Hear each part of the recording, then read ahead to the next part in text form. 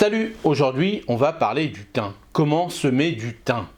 Alors les thym les plus connus, on va dire le thym commun, le thym officinal, le thym citron, et après il y a du thym serpollet, il y a du thym orange, il y a du thym rampant, doré, tout ça, donc ceux-là, bon, c'est à part. Bien souvent, toutes ces variétés un petit peu moins courantes, on va dire, se réalisent surtout en bouturage.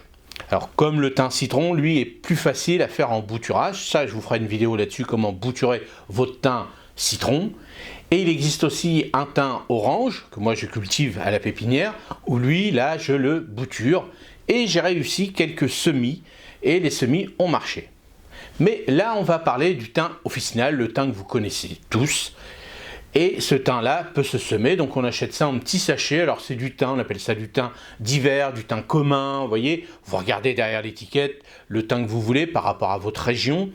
Mais le thym officinal, le thym commun, se sème facilement.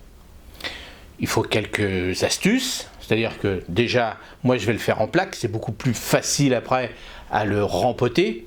Mais vous pouvez réaliser cette semence dans des petits pots, hein, vous mettez une dizaine de graines à peu près, puis après vous enlevez s'il y a du surplus, mais c'est pas obligé. Mais le mieux, bon, pour moi en tant que professionnel, je le sème en plaque, et après je vais le rempoter en godet de 8, mais vous pourrez le faire soit en rangée, directement à l'extérieur, mais ça sera un peu plus tard, ou alors en micro-motte comme moi, et puis là vous ferez vous-même vos rangées en sillon, faire des bordures de thym, si vous adorez le thym. Alors le thym n'est pas compliqué. Alors au démarrage, on va lui mettre, allez, 18 degrés. Hein, si vous avez 15, c'est bien aussi, mais 18. Moi, je mets 18. Et au bout d'une petite semaine, ça y est, il germe. Et là, après, je vais le remettre, comme je vous ai montré dans les vidéos, sous le tunnel. Alors, bien sûr, il ne faudra pas que ça descende en dessous de 0 quand il est jeune, mais après, pas de souci. Pas de souci, puisque après, une fois qu'il va vraiment sortir ses vraies feuilles, là, même s'il fait un peu froid, même si ça descend à 0, -1, avec un petit voile d'hivernage, il pourra passer sans problème, même si vous le semez en plaque alvéolée. Alors, 18 degrés, une semaine, et puis ce qu'il faut, c'est comme d'habitude un très bon terreau. Un très bon terreau parce que toutes ces plantes un peu méridionales, hein, les romarins, les choses comme ça, les sauges et autres, ils ont besoin d'une terre très légère et surtout pas des terres lourdes. Alors nous en Normandie, c'est des terres argileuses, donc effectivement quand on va faire de la plantation extérieure ou alors si on veut faire des bordures, des choses comme ça, on va rajouter des choses style, alors un petit peu de sable, très peu, hein. Le mieux pour récupérer du sable quand vous voulez faire du drainage, c'est de tamiser ce sable et récupérer simplement que les petits cailloux. Ça c'est le top, que de prendre l'ensemble du sable. Le sable peut apporter beaucoup d'humidité aussi et comme toujours, trop, c'est trop quand on en met trop. Donc, moi, ce que je fais, par exemple, dans certaines aromatiques, eh ben, je tamise mon sable et je récupère les petits cailloux qui sont dedans. Et c'est comme ça que je mélange ça avec mon terreau, le terreau qui va correspondre à la plante. Alors, une terre légère, ça sera surtout si vous voulez le faire à l'extérieur. Donc, alors, à rajouter du compost, du fumier, tout ça, mais en règle générale, le thym n'a pas besoin de nourriture. Il se débrouille avec ce qu'il a. Regardez, dans le sud, il pousse dans les cailloux, tout ça. Donc voilà, vous embêtez pas à mettre, alors, si vraiment votre sol est vraiment ingrat, quoique, vous pouvez rajouter un peu de fumier si vous voulez, mais bon, moi personnellement, j'en mettrai pas parce que nous, on a des bonnes terres. Mais bon, au démarrage, ça mange pas de pain. Alors surtout, si vous faites ça pour des plantes méridionales, il faudra du fumier bien déshydraté, hein, pas un fumier frais, parce qu'ils aiment pas trop, hein. Et ce genre de plantation donc, pourra se réaliser surtout au printemps, quand la terre va se réchauffer, hein. Il faudra au moins minimum 10 degrés la nuit pour pouvoir faire ces semences directement dans vos potagers ou dans votre jardin, ça, il n'y a pas de problème. Donc là, ce qu'il faut faire, c'est déjà faire une pré-semis, c'est-à-dire faire, comme je vais faire là, je vais vous montrer, en micro-motte, et comme ça, on gagne déjà 2 bons mois par rapport à la plantation, parce qu'on pourra le replanter début mars, même en Normandie, même si je vous dis s'il fait un peu froid. Si vraiment début mars, je le plante dans mes godets, moi je vais le rempoter dans mes godets, mais ce sera la même chose chez vous si vous voulez le faire en pot ou dans vos bordures. Et bien simplement, si vraiment ils annonçaient un coup de froid extrême, avec des voiles d'hivernage ou alors des feuilles dessus et tout, juste pendant cette période-là, parce que ça ne dure jamais plus de 10 jours à peu près vraiment de froid, et surtout au mois de mars. Allez, on y va, je vous montre comment on fait. Il vous faut des plaques alvéolées. Donc là, c'est des plaques très très costauds, hein. Moi je prends des plaques vraiment rigides, hein. Ça c'est important parce que les autres plaques, bah, c'est léger et tout, et puis bah, c'est pas terrible quoi. Donc hein, ça vous pouvez le retrouver sur mon site internet, j'en ai encore quelques-unes, parce qu'après j'arrête de vendre ces produits-là sur mon site, donc profitez-en. Il vous faut donc bien sûr des graines, il vous faut un petit crayon, des étiquettes. Le crayon à papier lui permet d'écrire sur les étiquettes, et comme ça après bon, on l'efface, on récupère ces étiquettes. Ce qu'il vous faut aussi, donc, c'est un très bon terreau à semis, ça c'est important.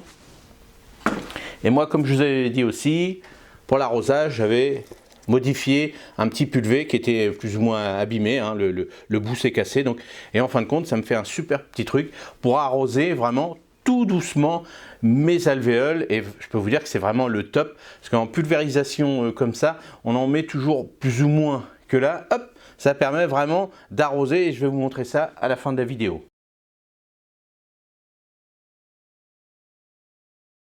Comment bien remplir une plaque alvéolée? Donc il faut prendre un très bon terreau à semis. Ça c'est hyper important. Bien humide, bien sûr. Il ne faut pas qu'il soit sec. S'il est sec, vous le mettez dans un petit seau et vous rajoutez de l'eau. Et puis bah, vous tournez jusqu'à temps que l'eau soit complètement absorbée par le terreau. Et ça c'est hyper important, que le terreau soit bien humide. Alors on remplit bien les alvéoles. Une fois qu'ils sont remplis, hein, bien remplir, c'est le plus important. Vous voyez, généralement les coins, hop, on a toujours un peu de mal à les remplir, donc bien les remplir comme ça, sans tasser de trop, juste tac, tac, et c'est suffisant. Si vous voyez que les trous ne sont pas encore totalement remplis, hein, il faut que ça soit rempli à ras bord, ça c'est hyper important. Voilà, on fait ça, et voilà, là c'est prêt. On va remettre un petit peu là, et là c'est prêt. Moi, pour faire les trous rapidement, j'utilise une plaque de dépotage. Alors ça, c'est une plaque qui représente 50 alvéoles. Donc c'est des plaques que j'ai coupées moi, hein, qui faisaient 150. Hein, vous voyez, par rapport à la plaque de dépotage, vous voyez, là il y a 150 trous, on voit. Et là, pour aller beaucoup plus vite, hop, je fais ça, je les mets dedans. Voilà, comme ça. Voilà, comme ça. Et je fais mes 50 trous d'un seul coup.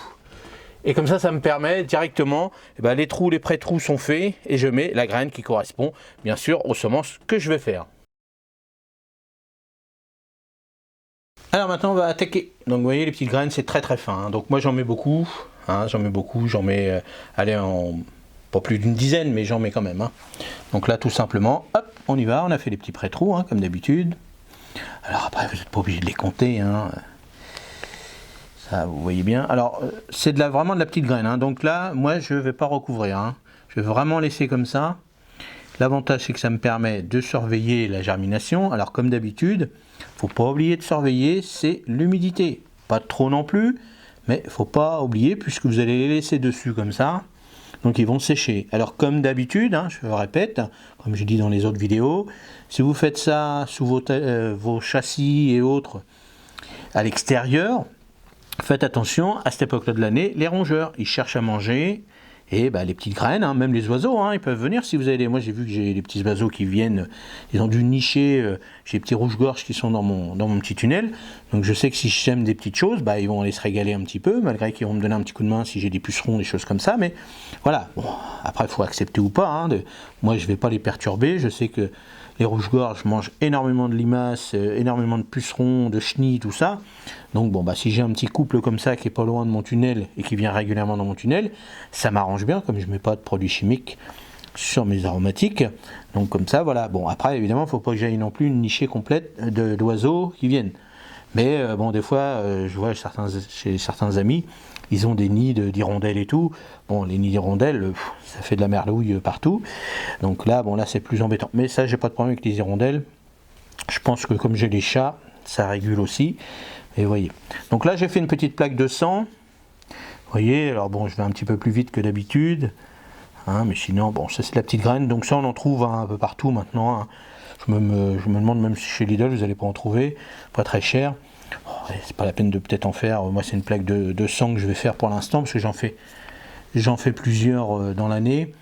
Là, je vais Je fais une petite plaque de 100, puis je referai une autre plaque de 250 un peu plus tard.